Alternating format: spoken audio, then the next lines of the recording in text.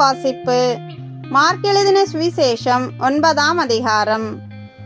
அன்றியும் அவர் அவர்களை நோக்கி, இங்கே நிற்கிறவர்களில் சிலர் தேவனுடைய ராஜ்யம் பலத்தோடு வருவதை காணும் முன் மரணத்தை ருசி பார்ப்பதில்லை என்று மெய்யாகவே உங்களுக்கு சொல்லுகிறேன் என்றார். 6 நாளைக்கு பின்பு இயேசு பேதுருவையும் யாக்கோபையும் யோவானையும் அழைத்து உயர்ந்த மலையின் மேல் அவர்களை தனியே கூட்டிக் கொண்டு போய் அவர்களுக்கு முன்பாக மறுரூபமானார். அவருடைய வஸ்திரம் உறைந்த மலையைப் போல் பூமியிலே எந்த வண்ணானாலும் வெளுக்கக்கூடாத வெண்மையாய் பிரகாசித்தது. அப்பொழுது மோசேயும் எலியாவும் இயேசுவுடனே பேசுகிறவர்களாக அவர்களுக்கு காணப்பட்டார்கள். அப்பொழுது பேதுரு இயேசுவை நோக்கி, ரபி, நாம் இங்கே இருக்கிறது நல்லது. உமக்கு ஒரு கூடாரமும் மோசேக்கு ஒரு கூடாரமும் எலியாவுக்கு ஒரு கூடாரமுமாக 3 கூடாரங்களை போடுவோம் என்றான். அவர்கள் மிகவும் பயந்திருந்தபடியால் தான் பேசுகிறது இன்னதென்று அறியாமல் இப்படி சொன்னான். அப்பொழுது ஒரு மேகம் அவர்கள் மேல் நிழலிட்டது. இவர் என்னுடைய நேசகுமாரன், இவருக்கு செவி கொடுங்கள் என்று அந்த மேகத்திலிருந்து ஒரு சத்தம் உண்டாயிற்று. உடனே அவர்கள் சுற்றிலும் பார்த்தபோது இயேசு ஒருவரை தவிர வேறொருவரையும் காணவில்லை. அவர்கள் மலையிலிருந்து இறங்குகிற போது அவர் அவர்களை நோக்கி, மனுஷகுமாரன் மரித்தோரிலிருந்து எழுந்திருக்கும் வரைக்கும் நீங்கள் கண்டவைகளை ஒருவருக்கும் சொல்ல வேண்டாம் என்று கட்டளையிட்டார். மரித்தோரிலிருந்து எழுந்திருப்பது என்னவென்று அவர்கள் ஒருவரிடத்தில் ஒருவர் விசாரித்து அந்த வார்த்தையை தங்களுக்குள்ளே அடக்கி கொண்டு, எலியா முந்தி வரவேண்டும் என்று வேதபாரகர் சொல்லுகிறார்களே, அதெப்படி என்று அவரிடத்தில் கேட்டார்கள். அவர் பிரதியுத்தரமாக, எலியா முந்தி வந்து எல்லாவற்றையும் சீர்படுத்துவது மெய்தான். அல்லாமலும் மனுஷகுமாரன் பல பாடுகள் பட்டு அவமதிக்கப்படுவார் என்று அவரை குறித்து எழுதியிருக்கிறதே, அது எப்படி என்றார். ஆனாலும் எலியா வந்தாயிற்று.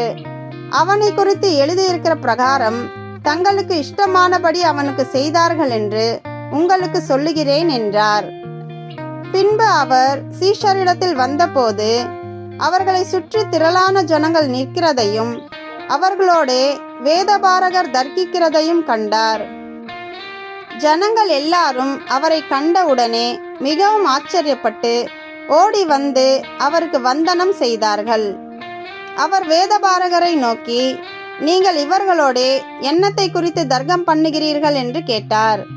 அப்பொழுது ஜனக்கூட்டத்தில் ஒருவன் அவரை நோக்கி, போதகரே, ஊமையான ஒரு ஆவி பிடித்த என் மகனை உம்மிடத்தில் கொண்டு வந்தேன். அது அவனை எங்கே பிடித்தாலும் அங்கே அவனை அலைக்கழிக்கிறது. அப்பொழுது அவன் நுரை தள்ளி பல்லை கடித்து சோர்ந்து போகிறான். அதை துரத்தி விடும்படி உம்முடைய சீஷரிடத்தில் கேட்டேன், அவர்களால் கூடாமற் போயிற்று என்றான். அவர் பிரதியுத்தரமாக, விசுவாசமில்லாத சந்ததியே, எதுவரைக்கும் நான் உங்களோடு இருப்பேன்? எதுவரைக்கும் உங்களிடத்தில் பொறுமையாய் இருப்பேன்? அவனை என்னிடத்தில் கொண்டு வாருங்கள் என்றார். அவனை அவரிடத்தில் கொண்டு வந்தார்கள். அவரை கண்டவுடனே அந்த ஆவி அவனை அலைக்கழித்தது. அவன் தரையிலே விழுந்து நுரை தள்ளி புரண்டான். அவர் அவனுடைய தகப்பனை நோக்கி, இது இவனுக்கு உண்டாகி எவ்வளவு காலமாயிற்று என்று கேட்டார். அதற்கு அவன், சிறு வயது முதற்கொண்டே உண்டாயிருக்கிறது. இவனை கொல்லும்படிக்கு அது அநேகந்தரம் தீயிலும் தண்ணீரிலும் தள்ளிற்று. நீர் ஏதாகிலும் செய்யக்கூடுமானால் எங்கள் மேல் மனதிறங்கி எங்களுக்கு உதவி செய்ய வேண்டும் என்றான். இயேசு அவனை நோக்கி, நீ விசுவாசிக்க கூடுமானால் ஆகும். விசுவாசிக்கிறவனுக்கு எல்லாம் கூடும் என்றார். உடனே பிள்ளையின் தகப்பன், விசுவாசிக்கிறேன் ஆண்டவரே, என் அவிசுவாசம் நீங்கும்படி உதவி செய்யும் என்று கண்ணீரோடு சத்தமிட்டு சொன்னான். அப்பொழுது ஜனங்கள் கூட்டமாய் ஓடி வருகிறதை இயேசு கண்டு, அந்த அசுத்த ஆவியை நோக்கி, ஊமையும் செவிடுமான ஆவியே, இவனை விட்டு புறப்பட்டு போ, இனி இவனுக்குள் போகாதே என்று நான் உனக்கு கட்டளையிடுகிறேன் என்று அதை அதட்டினார். அப்பொழுது அது சத்தமிட்டு அவனை மிகவும் அலைக்கழித்து புறப்பட்டு போயிற்று. அவன் செத்து போனான் என்று அநேகர் சொல்லத்தக்கதாக செத்தவன் போல் கிடந்தான். இயேசு அவன் கையை பிடித்து அவனை தூக்கினார். உடனே அவன் எழுந்திருந்தான். வீட்டில் அவர் பிரவேசித்த பொழுது அவருடைய சீஷர்கள் அதை துரத்திவிட எங்களால் ஏன் கூடாமற் போயிற்று என்று அவரிடத்தில் தனித்து கேட்டார்கள். அதற்கு அவர், இவ்வகை பிசாசு ஜெபத்தினாலும் உபவாசத்தினாலுமே அன்றி மற்றெவ்விதத்தினாலும் புறப்பட்டு போகாது என்றார். பின்பு அவ்விடம் விட்டு புறப்பட்டு கலிலேயாவை கடந்து போனார்கள். அதை ஒருவரும் அறியாதிருக்க வேண்டும் என்று விரும்பினார். ஏனெனில் மனுஷகுமாரன் மனுஷர் கைகளில் ஒப்பு கொடுக்கப்படுவார் என்றும் அவர்கள் அவரை கொன்று போடுவார்கள் என்றும் கொல்லப்பட்டு 3ஆம் நாளிலே உயிர்த்தெழுந்திருப்பார் என்றும் அவர் தம்முடைய சீஷர்களுக்கு போதகம் பண்ணி சொல்லி இருந்தார். அவர்களோ அந்த வார்த்தையை அறிந்து கொள்ளவில்லை. அதை குறித்து அவரிடத்தில் கேட்கவும் பயந்தார்கள். அவர் கப்பர்நகூமுக்கு வந்து வீட்டிலே இருக்கும்போது அவர்களை நோக்கி, நீங்கள் வழியிலே எதை குறித்து உங்களுக்குள்ளே தர்க்கம் பண்ணினீர்கள் என்று கேட்டார். அதற்கு அவர்கள் பேசாமல் இருந்தார்கள். ஏனெனில் அவர்கள் தங்களுக்குள்ளே எவன் பெரியவன் என்று வழியில் தர்க்கம் பண்ணினார்கள். அப்பொழுது அவர் உட்கார்ந்து 12 அழைத்து, எவனாகிலும் முதல்வனாய் இருக்க விரும்பினால் அவன் எல்லாருக்கும் கடையானவனும் எல்லாருக்கும் ஊழியக்காரனுமாய் இருக்க கடவன் என்று சொல்லி, ஒரு சிறு பிள்ளையை எடுத்து அதை அவர்கள் நடுவிலே நிறுத்தி அதை அணைத்து கொண்டு, இப்படிப்பட்ட சிறு பிள்ளைகளில் ஒன்றை என் நாமத்தினாலே ஏற்றுக்கொள்ளுகிறவன் என்னை ஏற்றுக்கொள்ளுகிறான். என்னை ஏற்றுக்கொள்கிறவன் என்னை அல்ல, என்னை அனுப்பினவரை ஏற்றுக்கொள்கிறான் என்றார்.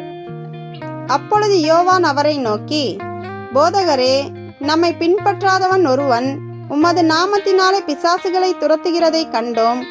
அவன் நம்மை பின்பற்றாதவன் ஆதலால் அவனை தடுத்தோம் என்றான். அதற்கு இயேசு, அவனை தடுக்க வேண்டாம். என் நாமத்தினாலே அற்புதம் செய்கிறவன் எளிதா என்னை குறித்து தீங்கு சொல்ல மாட்டான். நமக்கு விரோதமாயிராதவன் நமது பட்சத்தில் இருக்கிறான். நீங்கள் கிறிஸ்துவினுடையவர்களாய் இருக்கிறபடியினாலே என் நாமத்தின் நிமித்தம் உங்களுக்கு ஒரு கலசம் தண்ணீர் குடிக்க கொடுக்கிறவன் தன் பலனை அடையாமற் போவதில்லை என்று மெய்யாகவே உங்களுக்கு சொல்லுகிறேன். என்னிடத்தில் விசுவாசமாய் இருக்கிற இந்த சிறியரில் ஒருவனுக்கு இடறல் உண்டாக்குகிறவன் எவனோ அவனுடைய கழுத்தில் எந்திரக்கல்லை கட்டி சமுத்திரத்தில் அவனை தள்ளி போடுகிறது அவனுக்கு நலமாயிருக்கும். உன் கை உனக்கு இடறல் உண்டாக்கினால் அதை தரித்து போடு. நீ 2 கையுடையவனாய் அவியாத அக்கினியுள்ள நரகத்திலே போவதை பார்க்கிலும் ஊனனாய் ஜீவனுக்குள் பிரவேசிப்பது உனக்கு நலமாயிருக்கும். அங்கே அவர்கள் புழு சாவாமலும் அக்கினி அவியாமலும் இருக்கும். உன் கால் உனக்கு இடறல் உண்டாக்கினால் அதை தரித்து போடு. நீ 2 காலுடையவனாய் அவியாத அக்கினியுள்ள நரகத்திலே தள்ளப்படுவதை பார்க்கிலும் சப்பானியாய் ஜீவனுக்குள் பிரவேசிப்பது உனக்கு நலமாயிருக்கும்.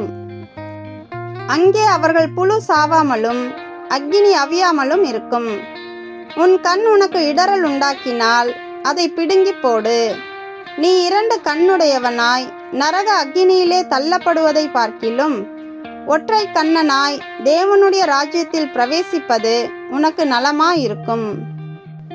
அங்கே அவர்கள் புழு சாவாமலும் அக்கினி அவியாமலும் இருக்கும். எந்த பலியும் உப்பினால் உப்பிடப்படுவது போல எந்த மனுஷனும் அக்கினியினால் உப்பிடப்படுவான். உப்பு நல்லதுதான். உப்பு சாரமற்று போனால் அதற்கு எதினாலே சாரம் உண்டாக்குவீர்கள்? உங்களுக்குள்ளே உப்புடையவர்களாய் இருங்கள், ஒருவரோடொருவர் சமாதானமுள்ளவர்களாயும் இருங்கள் என்றார்.